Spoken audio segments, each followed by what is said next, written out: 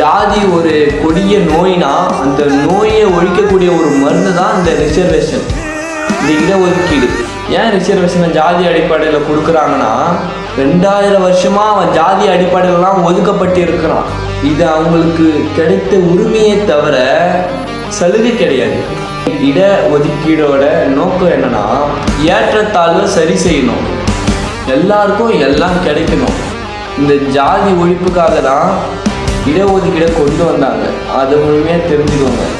India முழுவதும் எப்பொழுது ஜாதி ஒழிகிறதோ அப்போது அந்த சலுகைகள் யாருக்கும் தேவை கிடையாது.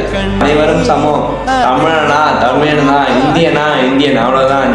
அவனுக்குள்ள இந்த வேற்றுமையே இருக்கக்கூடாது, ஒற்றுமை தான் இருக்கணுமே தவிர்த்து வேற்றுமை இருக்கக்கூடாது. அனைவரும் சமம். ஜாதிகள் இருக்கும் வரை எங்களுக்கான சலுகைகள் வந்து கொண்டு தான் இருக்கும். ஜாதி எப்பொழுது ஒழிகிறதோ அப்போது எங்களுக்கு இந்த ரிசர்வேஷன், ஸ்காலர்ஷிப், இடஒதுக்கீடு எதுவுமே எங்களுக்கு தேவை கிடையாது.